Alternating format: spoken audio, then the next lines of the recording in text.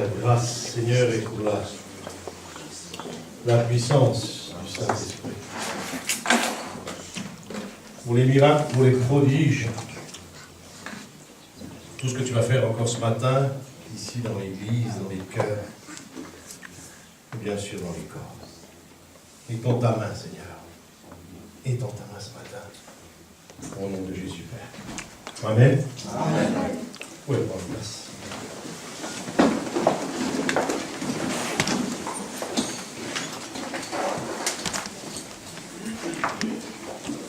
C'est dans le livre des Actes qu'on va parler ce matin. Bonjour à chacun, chacune. J'espère que vous avez mené le combat spirituel cette semaine. Oui, vous êtes délivrés un peu. Vous êtes délivrés un peu, oui. Vous voulez qu'on le fasse un peu avant? On peut le faire avant, hein?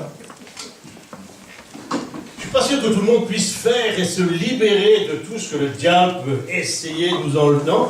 Est-ce que vous faites ça de temps à autre? Est-ce que vous vous délivrez? Est-ce que vous vous auto-délivrez?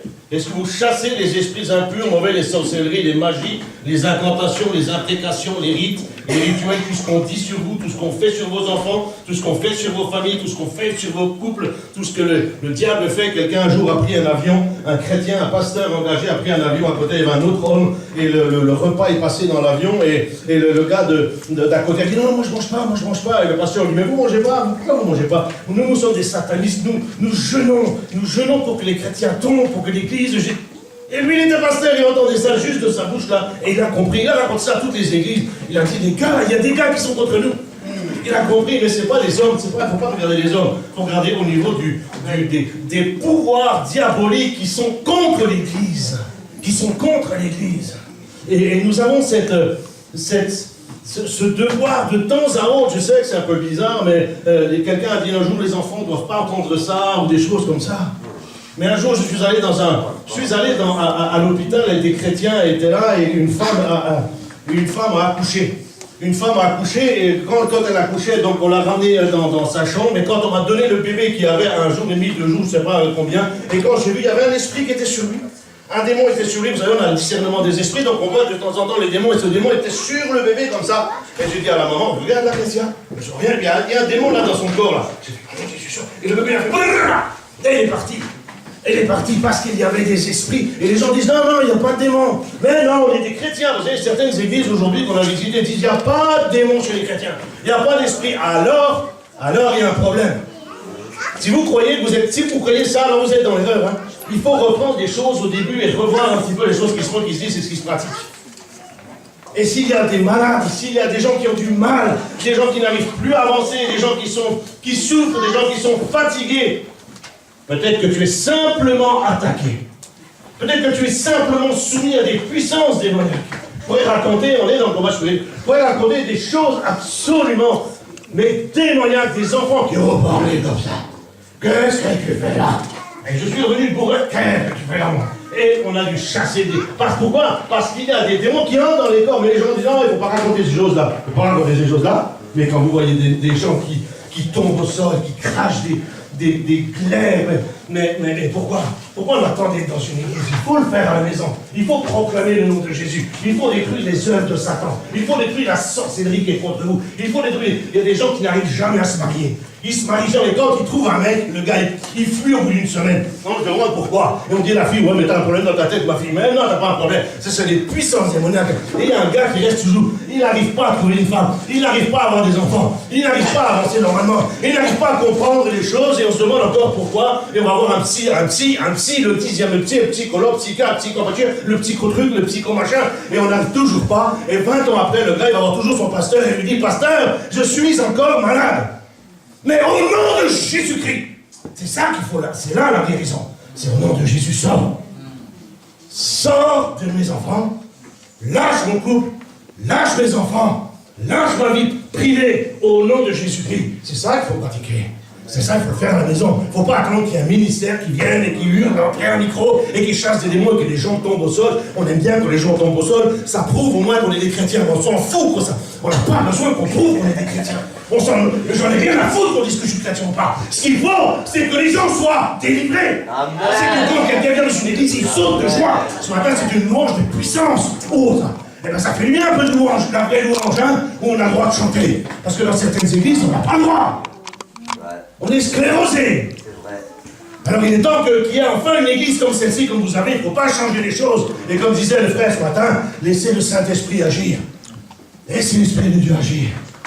Laissez Dieu parler, laissez Dieu faire. S'il y a des choses bizarres qui se font, laissez. Moi j'étais contre Toronto pendant un moment. Vous connaissez Toronto? L'esprit de Toronto, quand les gens commençaient à tomber aveugles, à tomber, vous connaissez, peut-être vous avez entendu parler de ces choses. Et jusqu'à ce que Dieu me dise, tu t'occupes de tes affaires. Occupe-toi de tes affaires, Jean-Michel, occupe-toi de tes affaires, laisse-moi faire.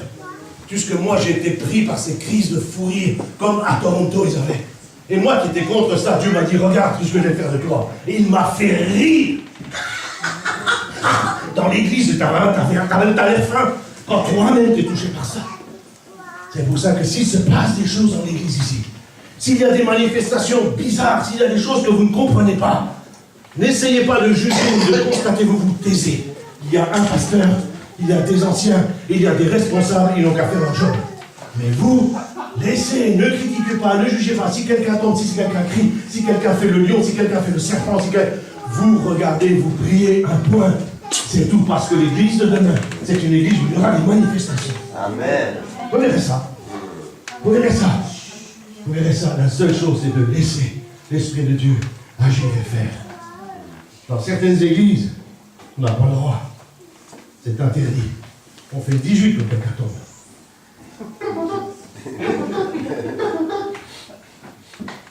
Moi, je suis pompier. Et un jour, je suis allé à l'école là. J'avais une parole de connaissance pour la personne qui était par terre. Je dis, je ne dirai pas cette parole de connaissance devant tous les pompiers. Tu me vois, pompier, habillé, avec ma casquette rouge comme je fais toujours. Et dire, ma soeur, le Seigneur te dit que c'est ton père qui a des problèmes. Je dis, alors Seigneur, moi je ne dis pas. Hein. Non, il faut l'embarquer. Il y a des choses qui vont se faire. On va devoir un jour voir toutes ces choses, ces manifestations d'esprit. Acte chapitre 2, vous allez voir, Acte chapitre 2.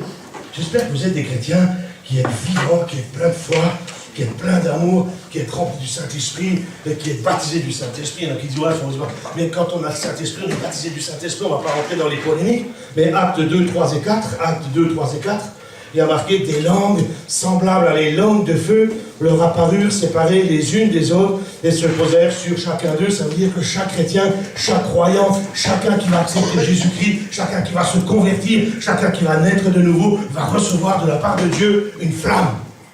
Une flamme. Cette flamme, c'est le Saint-Esprit. Et les symboles du Saint-Esprit, ça peut être, bien sûr, bien d'autres choses comme le feu, comme ici, mais ça peut être l'huile, ça peut être le vent, ça peut être de l'eau, ça peut être toutes ces choses. Mais la première fois où le plus grand miracle de l'histoire, qui puisse exister après la puissance de la résurrection de Jésus, mais le plus grand miracle, c'est quand le Saint-Esprit est descendu sur quelqu'un.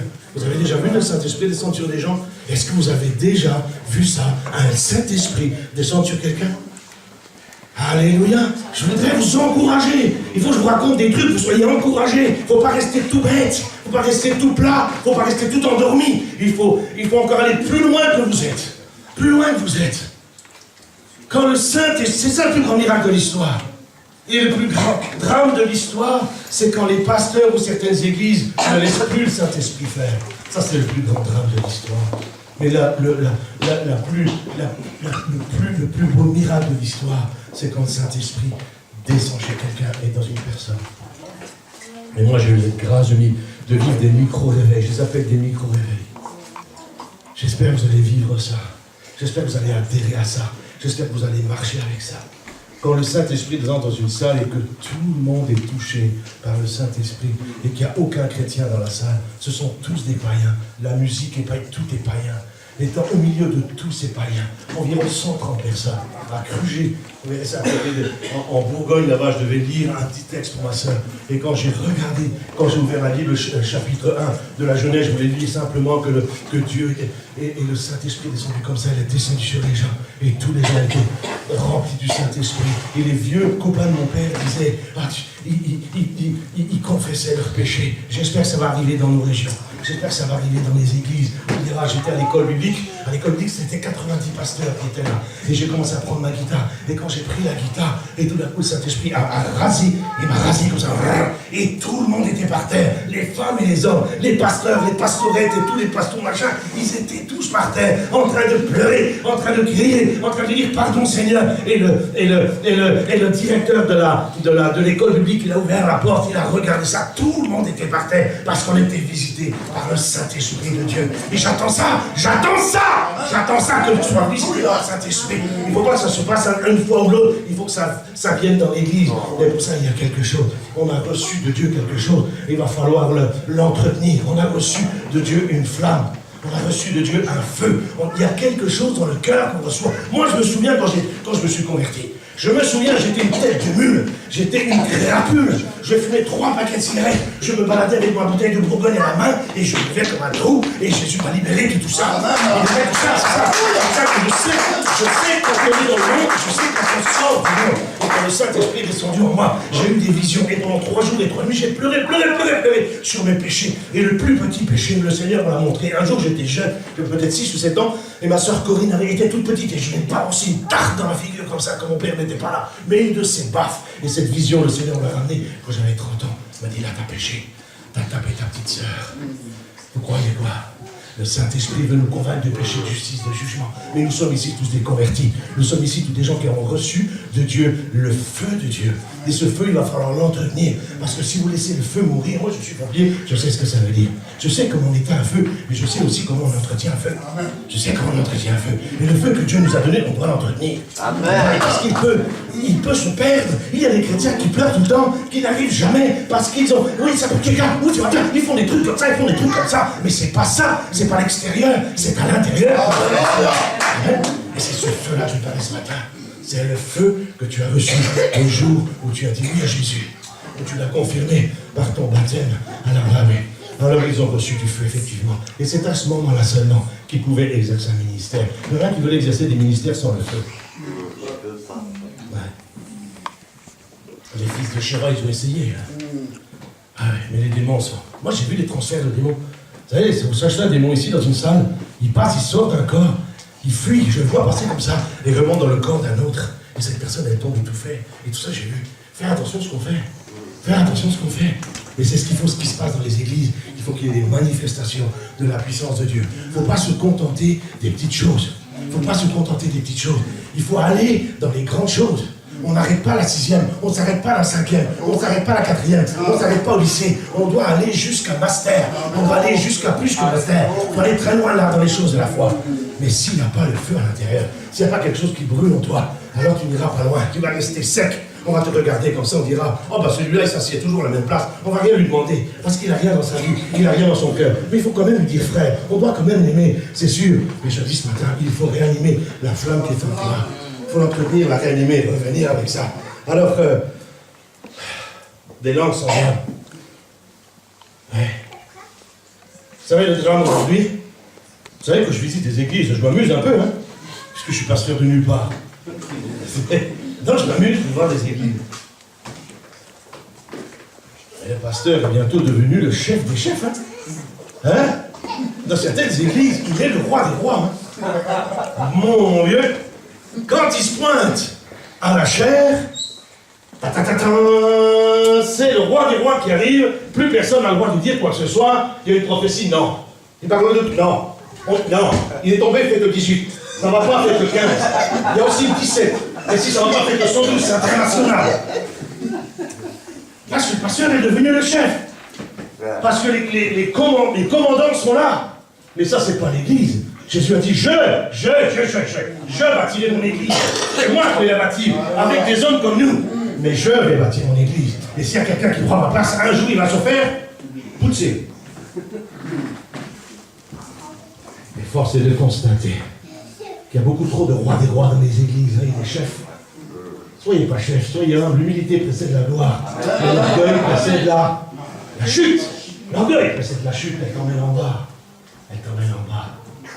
Soyez humble et tranquille.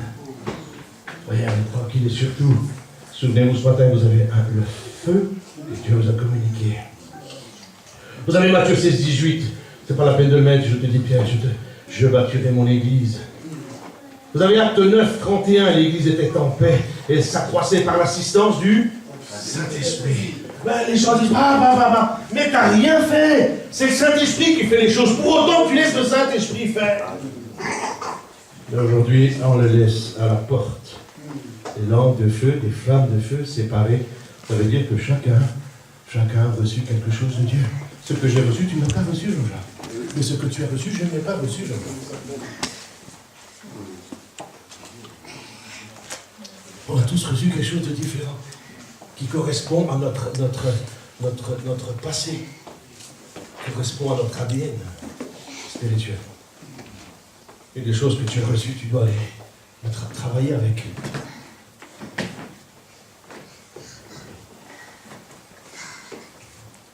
Éphésiens,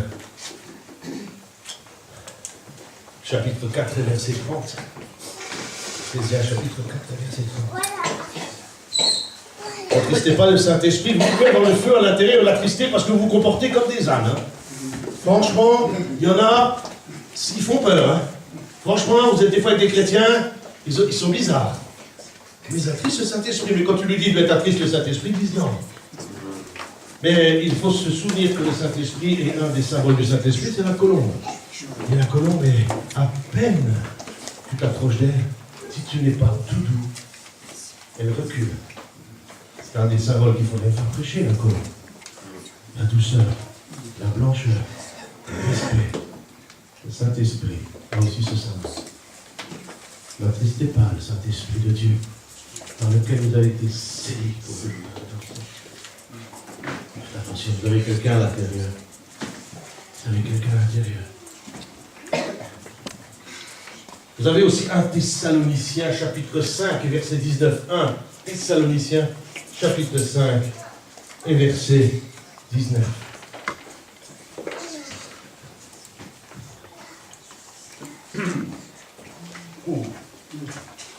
Pas bon. Ça, c'est pas bon. Mais c'est possible. Si la Bible dit ça, c'est que c'est possible de l'éteindre. Parce qu'à force, tu sais comment on éteint un feu? Si tu veux plus de bois dans ton poêle, il fait quoi? C'est ça, c'est ça. Faute de bois. Vous avez des chrétiens qui vivent mal. Ils vivent mal. C'est tellement dommage. Tellement dommage. Et ce matin, on peut reprendre à zéro. Il n'y a pas Jean qui dit ça, non? On reprend à zéro, quoi.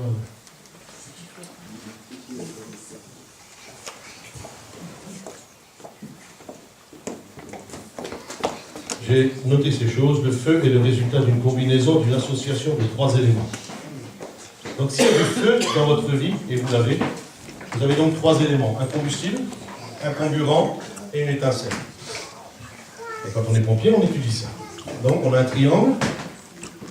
On a un triangle avec combustible, le carburant et l'étincelle. Si on réunit les 3 de ce triangle, à l'intérieur s'allume le feu.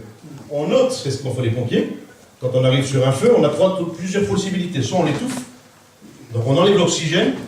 Donc vous allumez une bougie dans un verre, vous mettez la main dessus, vous enlevez l'oxygène. La bougie étouffe, elle s'éteint. On arrive sur un feu de gaz, fuite de gaz, feu, qu'est-ce qu'on fait? Est-ce qu'on éteint le feu? Non. On coupe le gaz. Et plus de feu. Si on enlève un des éléments du triangle de feu, combustible, carburant et étincelle, si on enlève un des 3, dans notre cœur, le feu est éteint.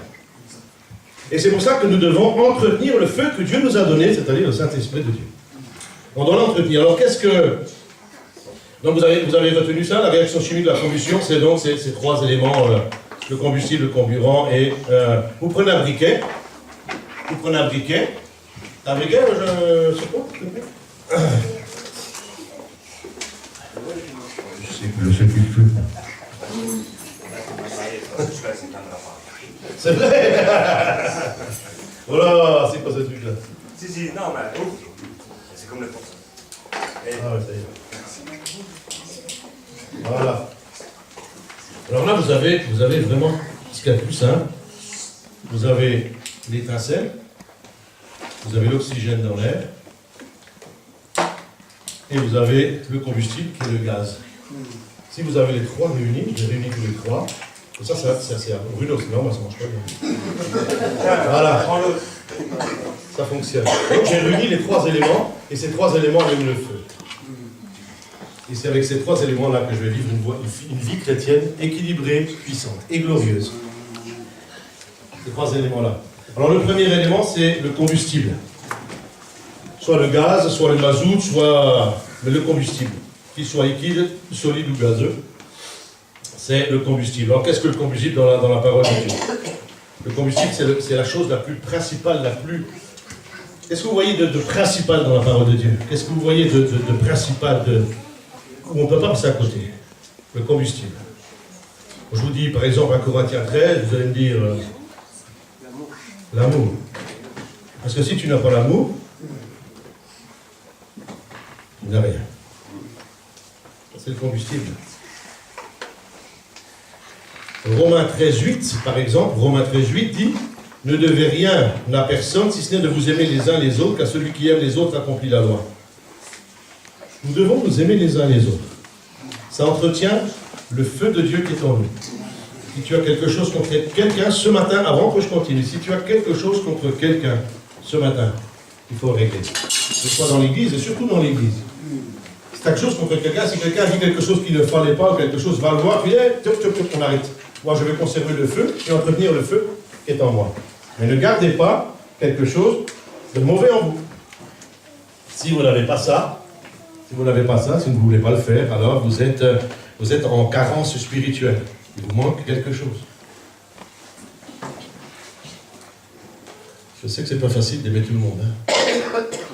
C'est pas facile d'aimer tout le monde parce que on peut vite passer, on peut vite pécher, on peut vite dire quelque chose, faire quelque chose qui n'est pas conforme aux Écritures. Mais ça, c'est le combustible. 1 Jean 2,10 dit « Celui qui aime son frère demeure dans la lumière. » Vous vous rendez compte? Mais ça, 1 Jean 2,10. Mais 1 Jean 2,10, ça c'est... On ne peut pas passer à côté de ça. On ne peut pas passer à côté de ça. C'est le combustible. Celui qui aime son frère demeure dans la lumière et aucune occasion de chute n'est en lui. Vous vous rendez compte? Comment vous pouvez vivre ça? Ça, c'est un des trois éléments du feu que Dieu vous a donné. Il faut savoir vous aimer. Il faut savoir s'aimer les uns les autres, se supporter les uns les autres, s'accepter les uns les autres, se respecter les uns les autres. Accepter que l'autre soit différent. Accepter que l'autre ne soit pas pareil que toi. Accepter qu'il ne se lève pas pour louer Dieu. Quelqu'un n'applaudit, ne tape jamais des mains, il faut l'accepter. C'est comme ça, il n'a pas envie. Ne fais pas faire à l'autre qu'il n'a pas envie de faire. Accepte l'autre comme il est. Parce que si tu n'es pas en mesure de faire ces choses, alors il y a une carence dans ta vie, alors tu ne peux pas espérer devenir quelqu'un de fort et de puissant. Des choses. Il te manque quelque chose, tu risques de tomber un jour ou l'autre. Tu risques de tomber un jour. Celui qui aime son frère demeure dans la lumière. Et aucune occasion de chute n'est en lui. Ça, c'est le combustible. Ça, c'est le combustible. L'amour est le combustible. L'amour est la nourriture du feu, j'ai marqué.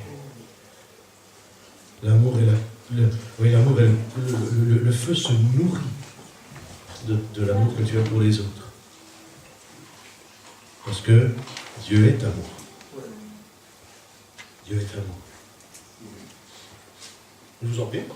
Si la personne ne croit pas, si la personne n'est pas croyante, parce que chez nous c'est le cas, si la personne est sincère et n'est pas croyante, et on dit qu'est-ce qu'il faut faire?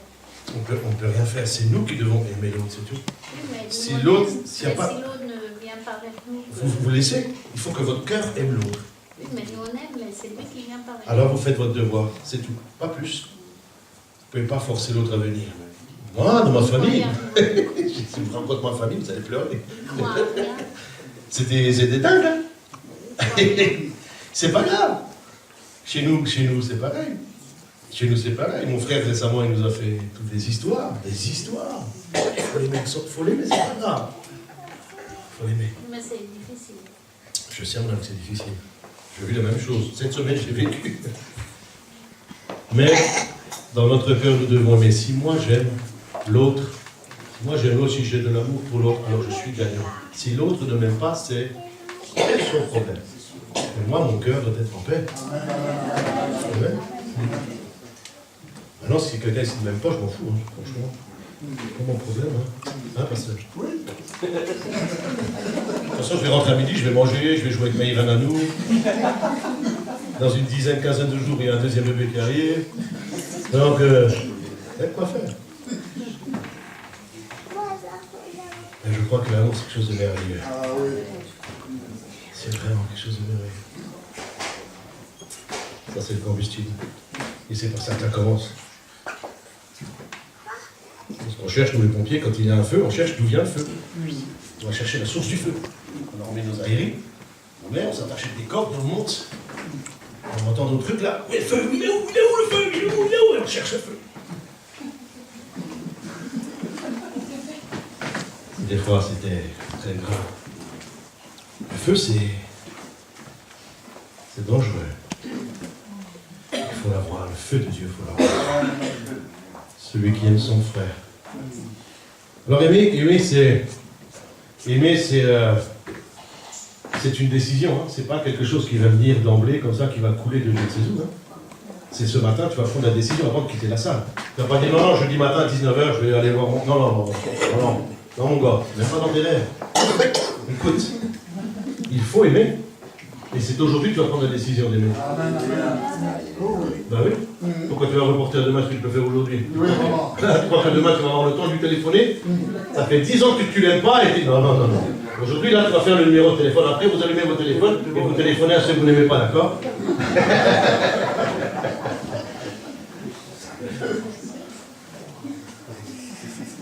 Vous n'êtes pas même de dire à l'autre j'aime et... Vous savez, il y a des chrétiens qui ont fait ça. Allez. Ouais, c'est moi. Ah, c'est toi? Ouais, je viens te dire que je t'aime tellement. Dégage, la pauvre, dégage! C'est sûr que tu vas trouver. On l'a fait, et je l'ai fait, et on s'est fait massacrer. Mais l'important, c'est que toi, tu aimes. Après, l'autre va déjà venir, il va dire, ah, il est quand même cool, le gars. Donc, c'est une décision à prendre. Alors, n'entendez pas que le Saint-Esprit vienne vous donner le numéro de téléphone, vous amène votre portable, fasse le petit schéma pour que ça se déverrouille, fasse le numéro, et puis qu'il vous le mette à l'oreille. Ça n'arrivera pas, ça n'arrivera pas. Ça n'arrivera pas. Ça n'arrivera pas. Il faut que tu prennes la décision ce matin de dire stop. Je décide d'aimer. Je dois aimer.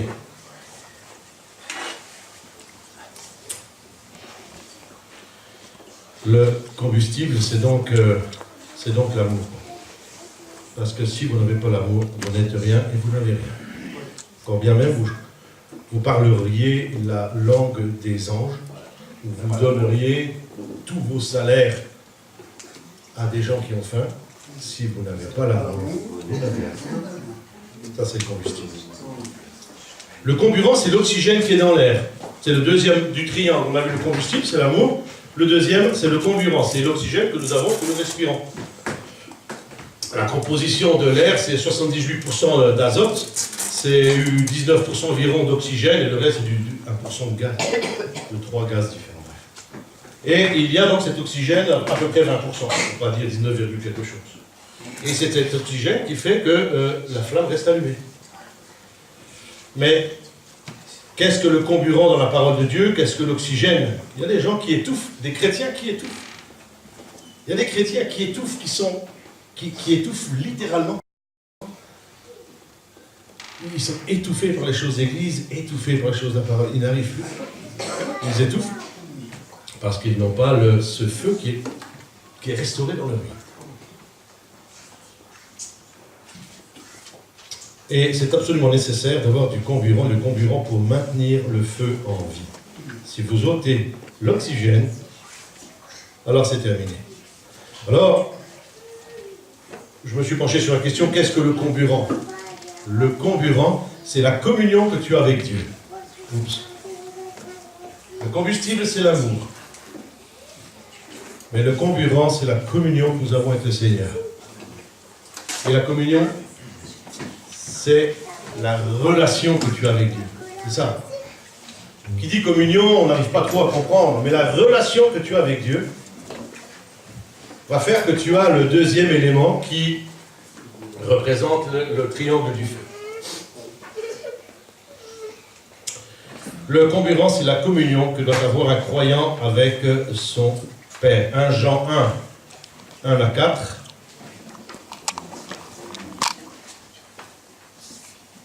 Vous trouvez ça, vous pouvez le lire à la maison si vous voulez. C'est la communion.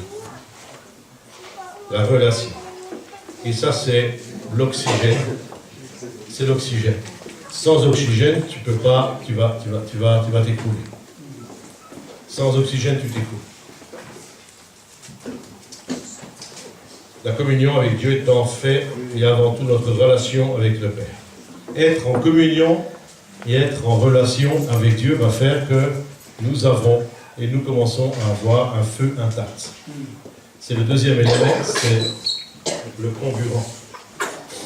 Alors, qu'est-ce que la communion, qu'est-ce que la relation? Il y a ici des synonymes. Des synonymes, c'est amour, attachement. Est-ce que nous aimons Dieu de tout notre cœur? C'est ça la question que je dois me poser. Est-ce que j'aime Dieu de tout mon cœur? C'est en fait le premier commandement. Est-ce que j'aime Dieu de tout mon cœur? Est-ce que j'ai cette relation avec Dieu qui est non pas visible, mais invisible et qui est à l'intérieur?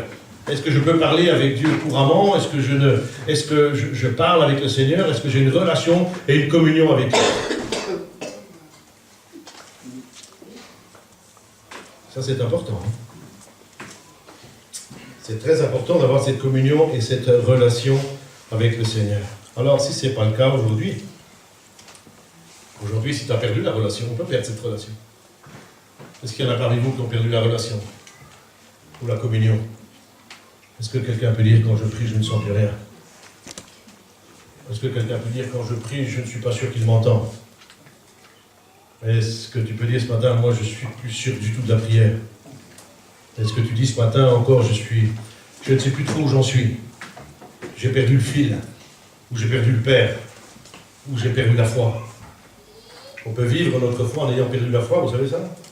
On peut vivre une vie d'église sans la foi, sans plus rien.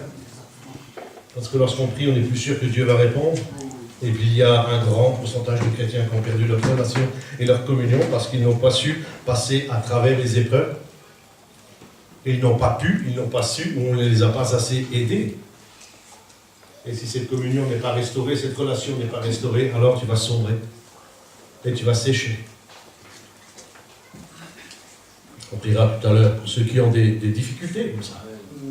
Que tu puisses retrouver cette communion. Cette relation. C'est une grâce d'être en relation, d'avoir cette relation avec Dieu. Je vous le dis, hein, c'est une grâce. Les hommes de Dieu comme des Finney, comme des... Vous savez, tous ces livres qu'on lit quand on est à l'école biblique, etc. Lorsqu'ils sentaient que la communion ou la relation commençait à s'essionner, ils fuyaient dans la prière, ils se mettaient à genoux, ils pleuraient, jeûnaient jusqu'à ce que la relation et la communion soient restaurées.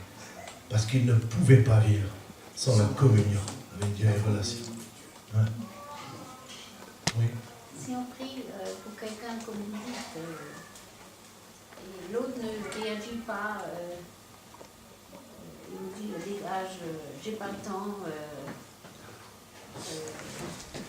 moi je fais ma vie, t'as qu'à faire la tienne. Il faut dire oui, je fais ma vie, tu fais la tienne. C'est le Saint-Esprit qui convainc de péché, de justice, de jugement. C'est pas nous. Nous, on pense qu'on est responsable de l'autre quelque part un peu. Nous pensons que nous sommes responsables des autres. Mais moi, une vieille femme de Suisse a prié 12 ans. Pendant 12 ans, elle a prié pour moi. 12 ans. Et elle venait et je lui disais, Tante Alice, ne me parle pas de Dieu. Je fumais, ne me parle pas de Dieu. Tante Alice ne me parle pas de Dieu. Mais elle m'a toujours aimé, toujours apprécié. et toujours respecté. Quand bien même j'étais une pourriture, hein. Attention, hein. J'étais méchant. Hein. Quand elle venait à la maison pour me parler de son Seigneur, je devenais. Je fuyais. Je ne pouvais pas supporter ça. Mais elle a su aller jusqu'à ce que je me convertisse. 12 ans. 12 ans. Elle a prié 12 ans. Comment est-ce que la personne se sent bien dans son corps, même que l'on prie pour elle et qu'il ne peut pas nous accepter? Il faut laisser. Si vous lui montrez de l'amour, alors laissez. Ah, mais si, ça va passer. Ça va passer. Ah, ça va passer. Vous êtes au cimetière? Ça va passer. C'est passé par moi. Pour moi, ça passe aussi pour eux. Vous savez. Il y a des durs hein, qui se sont convertis. Hein. Il y a des durs. Hein. Vous savez, dans 5 ans, peut-être je ne suis plus là. Mais c'est pas grave, mais quelqu'un d'autre va prendre la relève. Quelqu'un d'autre va prendre la relève. Quelqu'un d'autre va prendre la relève. Ne portez pas ça sur vos épaules. Il ne faut pas porter ça sur vos épaules. Si, ça me fait beaucoup parce que je fais partie de la famille, pas depuis longtemps, et je l'accepte très mal. C'est clair. Mais si vous souffrez, c'est pas bon. C'est pas vous qui devez souffrir. Vous devez vous réjouir de ce que vous êtes en Dieu et déposer. Vous savez, quand on prie, des fois on dit déposer ces fardeaux. Déposez ce fardeau. Non, vous allez souffrir. Pourquoi vous allez porter ce fardeau? Vous croyez que... Alors il faut prier pour tous ceux qui n'ont pas mangé en France et ailleurs. Ben, on va tous s'écrouler. Mais bon, la vie a changé avec le rôle, il y a beaucoup de choses. Hein. C'est clair. La vie n'est plus la même qualité. C'est sûr, mais on a des règles bibliques. On a des règles, on a des façons de vivre. L'Épître aux Colossiens dit « Réjouissez-vous toujours dans le Seigneur ».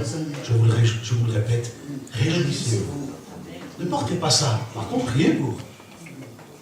Priez pour. C'est-à-dire, je te mets un tel, c'est tout. C'est pas la peine d'aller plus loin. Le jour où il doit se convertir, moi j'ai vu le Saint-Esprit descendre sur des gens. Oh, une prostituée de Bâle, la chef des prostituées de Bâle. Une chef des prostituées de Bâle qui est venue. Avec une bagnole longue comme ça. Avec un petit chien comme ça. Avec des talons aiguilles comme ça. Elle est venue. Et le Saint-Esprit dit, elle va être baptisée du Saint-Esprit, mais juste la main. Et quand j'ai mis la main là, et une femme, mais vous ne pouvez pas vous imaginer. Moi-même, je me suis dit, j'étais tout jeune converti, je me dis, mais c'est pas possible. Et après, quand elle est revenue à l'église pour nous dire bonjour, je ne l'ai pas reconnu, j'ai dit bonjour madame, je n'ai pas reconnu. Parce qu'elle n'avait plus le tic tic tic tic, elle avait un jean, elle était. Tout le visage avait changé. Je dis, c'est pas vous, si c'est moi. Elle était baptisée dans le Saint-Esprit, immergée dans l'Esprit, ou remplie d'Esprit. En tous les cas, elle avait rencontré Jésus. Amen. Si on porte des gens, il ne faut pas les porter dans la souffrance. Je ne peux pas accepter que je me sens un peu que lui, il ne se sent pas bien. Alors vous faites une erreur. Vous faites une erreur. Arrêtez. Arrêtez de souffrir. Arrêtez. Déposez. Laissez ça tranquille. Laissez. Laissez. C'est pas à vous de porter.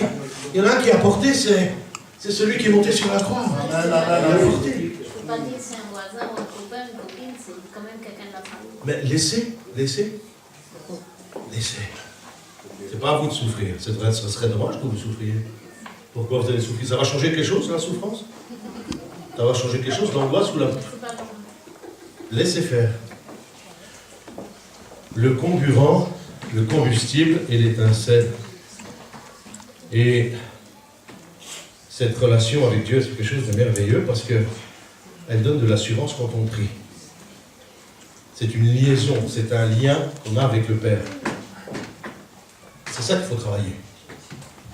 C'est ça qu'il faut travailler dans nos vies avant tout. Cette communion et cette relation. Quand quelqu'un peut dire, moi quand je prie, je sais qu'il m'écoute.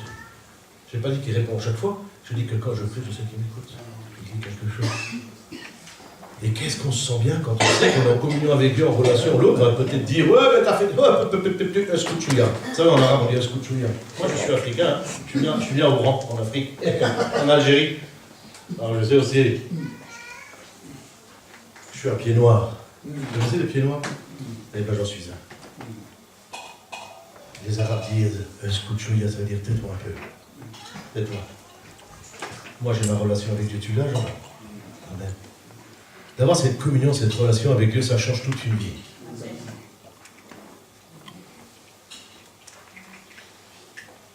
Les barrières s'ouvrent. Un homme un jour m'a dit, je vais me suicider.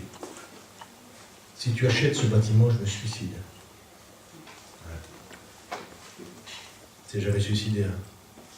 Il y a eu de tels miracles dans ces bâtiments. Je pourrais vous raconter des miracles, des prodiges que Dieu a fait quand on est en communion avec Dieu. Vous seriez surpris de voir comment Dieu fait les choses.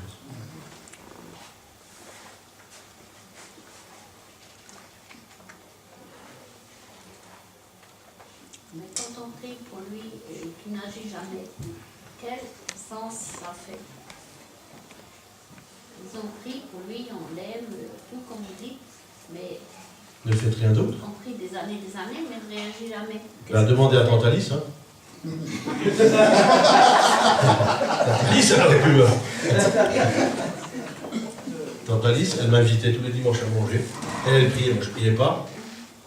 Je faisais semblant d'aller aux toilettes pour les fumer 3 Marlboro. Et c'était des camels sans fil. Et un jour, le Saint-Esprit m'a convaincu de péché, de justice, de jugement. Et c'est le Saint-Esprit qui l'a fait. C'est pas Tantalis, c'est pas vous, c'est personne. Quand Dieu va décider de le toucher, je vous garantis qu'il va le toucher. Ne cherchez pas à convertir l'autre, vous n'arriverez pas. C'est pas nous qui convertissons, c'est le Saint-Esprit. Par contre, si vous avez de l'amour pour lui, alors vous avez tout juste. Alors c'est tout. Mais ne cherchez pas ce qui réagisse. Ne cherchez pas ce qui réagisse. Ça vous embête plus qu'autre chose. L'attachement qu'on peut avoir avec Dieu va changer une vie. Ça change une vie, notre relation. Ça change une vie. Et on est qu'au deuxième élément. On n'a pas encore le feu.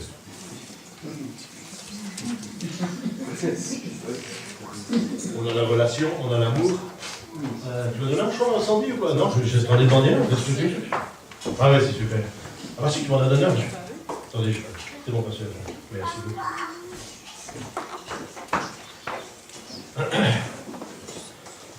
J'ai marqué que on doit fréquenter Dieu. On doit le fréquenter. Quelque chose de fréquenter Dieu. Toujours avoir une relation avec Dieu. Les gens disent, moi je dois lire la parole, mais je t'ai pas dit de lire la parole. C'est pas ça que je dis. Moi je dois prier, je t'ai pas dit de prier. Je dois lire les 4 chapitres, je t'ai pas dit de faire 4 chapitres. Vous savez, il y a des pasteurs qui vous mettent tellement la pression que vous avez envie qu'il soit midi. Vous carapatez. C'est pas ce qu'on fait qui est important. C'est ce qu'on est. C'est ce qu'on est. Il faut savoir fréquenter le Seigneur, avoir une relation avec lui, sans pour cela lire 4 chapitres, prier tout le temps, je ne sais pas quelle histoire. C'est une relation de cœur. Une communion avec Dieu, c'est le cœur qui est en communion avec Dieu. Je sais que je l'aime à l'intérieur. C'est pas parce que je vais lire 12 chapitres que je vais l'aimer plus ou moins. C'est parce que je l'aime avec mon cœur.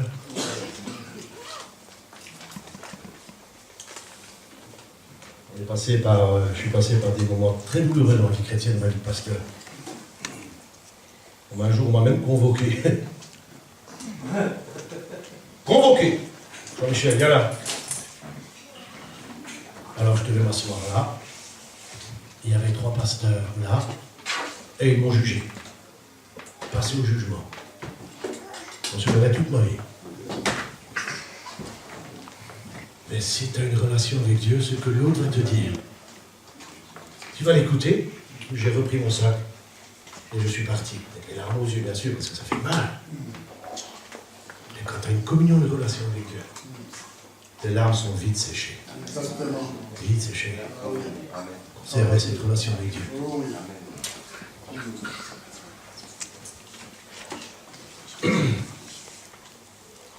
Comburant, combustible et l'étincelle vont faire pour avoir un feu brûlant à l'intérieur de nous. Et l'étincelle, c'est la prise de conscience libératrice, j'ai marqué. Je prends conscience de la puissance de Dieu. Je prends conscience de la puissance de Dieu. J'aime les autres. J'ai une relation avec Dieu. Et je prends conscience que celui qui est en moi est plus fort que celui qui est dans le monde. L'homme qui m'appelle à Durmenac et met le fusil sur ma tête comme ça, il me dit je vais te tuer. Mais je lui dis mon frère, tue-moi. Tue-moi. Il a pleuré. Il a posé son fusil, il a pleuré. Celui qui est en moi est plus fort Et ceux qui sont avec moi sont en plus grand nombre que ceux qui sont contre moi.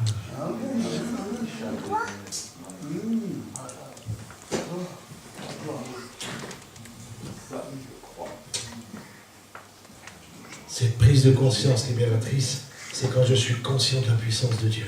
Si vous avez de l'amour pour les autres, si vous aimez les autres, si vous arrivez à passer par-dessus tout ce qui se dit, tout ce qui se fait dans les églises, aïe, patata, aïe, patata. C'est saoulant des fois un truc d'église, c'est saoulant. On ne peut pas être tranquille 5 minutes. En fait, ici, on est tranquille. Hein. Moi, ce matin, j'ai pu hurler en chantant, ça fait longtemps. Hein. Mais dans certaines églises, c'est trop saoulant. Il faut que ça change. Il faut que ça change. Si tu aimes l'autre, c'est bien. Il ne faut pas aimer celui qui t'aime, hein, dit la Bible, hein, parce que celui qui t'aime, c'est pas difficile à l'aimer. Hein. C'est pas. Ah, mon avis, il est dans tes. Comment on appelle, dans ton répertoire privé, là. Je sais pas quoi, dans tes numéros. Favoris, là. Tu risques rien. Mais celui qui te hait, c'est celui-là que tu dois aimer. Parce que moi, je haïssais Dieu, mais lui m'a aimé. Amen. Ouais. Et c'est pour ça que je suis là. C'est pour ça que je suis là, parce que lui, il a tellement aimé le monde. Tellement aimé le monde. Il a pris de lui-même son propre vie, sa propre vie. Il a... C'est ça. Le combustible, c'est l'amour que j'ai pour les autres. Le comburant, c'est l'oxygène, c'est la relation, la communion. Et puis l'étincelle, c'est cette prise de conscience que celui qui est en moi, c'est fort que celui qui est en moi. Et quand je sors d'ici, je me dis, mais... Ah, moi, j'aime les miracles. C'est plus fort que moi, j'aime les miracles. Je suis un fou de miracles. Des fois, ça marche. Des fois, ça ne marche pas. Des fois, ça ne marche pas. Est-ce que quand on pose les mains à tous les malades, est-ce que tous les malades sont guéris? Et ça ne marche pas à tous les coups. Ben, c'est pas grave, il faut continuer. Il faut continuer à prier. Continuer. La prise de conscience qui va amener une solution, qui va amener une transformation et qui va amener une nouvelle existence. Et ta vie de tristesse va se transformer en joie. Hein, ta tristesse là? Des chrétiens tristes qui pleurent, qui souffrent, qui vont à l'église parce qu'il faut à l'église, parce que la prise de conscience va amener la solution. Tu sais, si tu es conscient que Dieu est tout puissant, mais la solution est là, il est la solution. Il est la solution. Moi j'ai eu un miracle, pas si longtemps dans le Jura. Amen. J'ai eu 2 oiseaux qui volaient, j'ai entendu un toc, l'oiseau est tombé. Amen. C'est un beau oiseau avec... et je dis, oui, cherche-moi une nacelle, je vais le mettre dessus, il est mort. Et je lui ai pas, je l'ai mis dans l'assiette et je voyais qu'il écartait les pieds. Et je lui ai dit, je sais, tu ne peux plus voler, tu es mort. Et je lui ai dit, attends. Alors il me faisait cuit. Et j'allais toquer aux gens dans le Jura, mais il n'y avait personne, je ne trouvais personne. Et je lui ai dit, non, tu ne peux pas t'envoler, tu vois, tu as une patte cassée sûrement. Et après, il a commencé à voler, je n'ai pas bougé, je suis restée parce qu'il était sur le toit, je me dis, il va tomber. C'est ça. Et voilà, il s'est envolé. Amen, gloire à Dieu. Gloire à Dieu. Il faut savoir reconnaître dans les petites choses. Dans les petites choses. Le déclic, c'est la prise de conscience qui amène la solution, qui amène la transformation, qui amène une nouvelle existence. Ne restez pas sur des défaites. Je pourrais vous raconter des choses des fois. Mais je pense que chacun a sa petite rivière à traverser, son lac à traverser et sa mer à traverser. Moi j'aime comment ils ouvrent la mer, les gens, à la télévision, ils ont sorti un truc un jour à la télé, comme quoi la mer ne s'est pas ouverte, il y a eu un grand vent, je ne sais pas si c'est un typhon, je ne sais pas quoi. Ils ne veulent pas dire que Dieu ouvre la mer. Exactement. Nous sommes des scientifiques, je crois ce que je vois. Oui, mais moi aussi, je crois ce que je vois. J'ai vu que Dieu fait du miracle. Le Jourdain s'est ouvert. Le soleil s'est arrêté. La lune s'est arrêtée. Josué a combattu, etc. Gédéon, il a essoré. C'était sec. Il a essoré des miracles, des prodiges. C'est ça qu'il faut vivre. Des miracles et des prodiges. Si vous avez cette conscience et vous prenez conscience, de la toute-puissance de Dieu, vous allez voir, vous avez le feu. Et si vous avez ce triangle du feu, si vous avez le carburant, le combustible et l'étincelle, alors vous diriez à ces montagnes, toi là. Il y en a qui disent à la montagne, il y a des chrétiens qui disent, sors de là, la montagne elle reste là, il y a même des arbres qui poussent encore. Parce qu'ils pensent que c'est eux qui décident, vous savez, ils pensent que c'est eux, s'ils disent ça, ça va marcher. Mais c'est pas comme ça que ça marche, ni la délivrance, ni la guérison, ni rien. C'est pas comme ça que ça marche. Il faut avoir le feu à l'intérieur. C'est ce feu-là, le feu de l'esprit qui va pousser la montagne. Plus tu vas avancer, plus la montagne va reculer.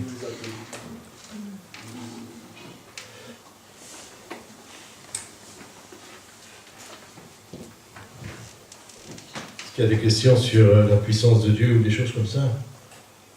Sur ce déclic? Cette prise de conscience? Est-ce que Dieu fait les choses différemment? Est-ce que tout le monde a compris le message? Est-ce que ce matin, tu vas peut-être téléphoner à celui que tu n'aimes pas? Est-ce que cet après-midi, tu vas peut-être essayer de retravailler ta communion, ta relation avec Dieu?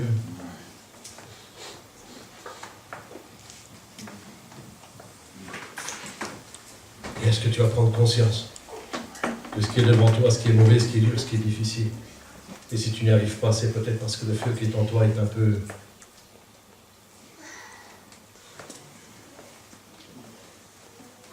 Je vais prier pour les problèmes ce matin, pour rester à vos places. De se lever, de lever la main, de ne pas la lever, ce n'est pas vraiment le problème. L'important, c'est que ça change. C'est que les choses changent dans nos cœurs, dans nos vies, dans l'Église.